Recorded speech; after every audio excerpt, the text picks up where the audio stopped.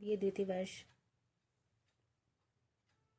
राजनीति विज्ञान के विद्यार्थियों, आज मैं आपको आपके द्वितीय प्रश्न पत्र भारतीय राज्य व्यवस्था के अंतर्गत बहुत ही महत्वपूर्ण विषय राज्यपाल की प्रमुख शक्तियों के बारे में विस्तार से बताने जा रही हूँ।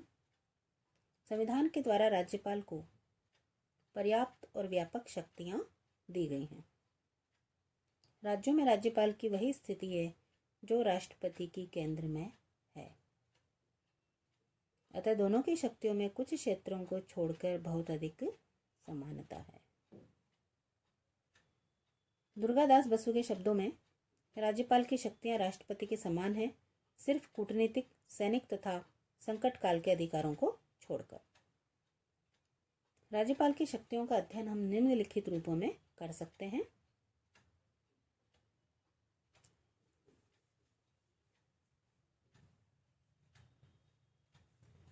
पहली, कार्यपालिका शक्तियां। राज्य की कार्यपालिका शक्तियां राज्यपाल में निहित है, जिन्हें वह स्वयं या अधीनस्थ पदाधिकारियों द्वारा संपादित करता है। वह मुख्यमंत्री की नियुक्ति करता है तथा उसके परामर्श पर अन्य मंत्रियों की। वह महाधिवक्ता, लोक सेवा आयोग के अध्यक्ष तथा इसके सदस्यों की नियुक्ति करता है। उच्च न्यायालय के न्यायाधीशों की नियुक्ति से संबंध में उससे परामर्श लिया जाता है। राज्यपाल की कार्यपालिका शक्तियां राज्य सूची में उल्लिखित विषयों से संबंधित है। समवर्ती सूची के विषयों पर राष्ट्रपति की स्वीकृति के अंतर्गत वह अपने अधिकार का प्रयोग करता है। दूसरा, विधायी शक्तियां। राज्यपाल राज्य की व्यवस्थापिका का एक अविभाज्य अंग होता है। वह व्यवस्थापिका के अधिवेशन बुलाता है और स्थगित करता है और व्यवस्थापिका के निम्न सदन को विघटित भी कर सकता है। आम चुनाव के बाद व्यवस्थापिका विधानमंडल की पहली बैठक में एक या दोनों सदनों की किसी विधेयक के संबंध में संदेश भी भेज सकता है।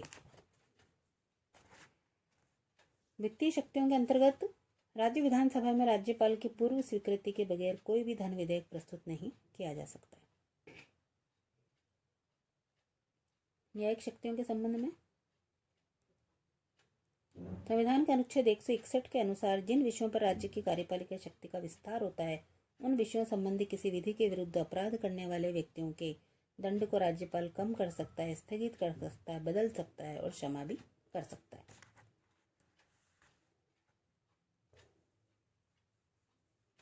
विविध शक्तियों में देखें तो वह राज्य लोक सेवा आयोग का वार्षिक प्रतिवेदन और राज्य की आय व्यय के संबंध में महालेखा परीक्षक का प्रतिवेदन प्राप्त करता है और उन्हें विधानमंडल के समक्ष रखता है। दूसरा, अगर वह देखता है कि राज्य का प्रशासन संविधान के अनुसार चलना संभव नहीं है, तो वह राष्ट्रपति को राज्य में संवैधानिक यंत्र की विफलता के संबंध में सूचना देता है और उसके प्रतिवेदन पर ही राज्य में राष्ट्रपति शासन लागू होता है। संकटकालीन स्थिति में वह राज्य के अंदर राष्ट्रपति के अभिकर्ता के रूप में कार्य करता है। तीसरा, संविधान के द्वारा किन्हीं राज्यों के राज्यपालों को कुछ विशेष कार्यों के संबंध में स्वविवेकी शक्तियां भी दी गई हैं।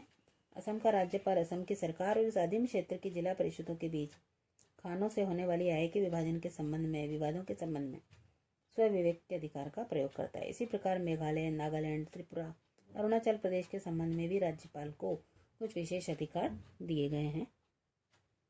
धन्यवाद।